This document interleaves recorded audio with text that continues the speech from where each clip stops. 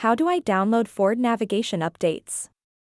To download Ford navigation updates, you can follow these steps. 1. Visit the official Ford website for navigation updates. 2. On the website, you'll be prompted to enter your vehicle's model and year. 3. After confirming your vehicle's details, the website will check for available updates. 4. If updates are available, you'll be given the option to purchase and download them.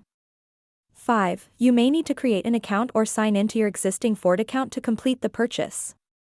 6. Once the purchase is complete, you'll be able to download the updates onto a USB drive.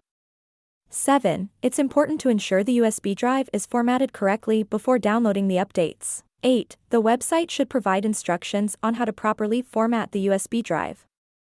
9. After downloading the updates onto the USB drive, follow the instruction system. 10. That's it. Your Ford navigation system should now be up to date with the latest software and map updates. If you are still facing any issues, contact customer support. Link in description box. For updates, please find the link below in description.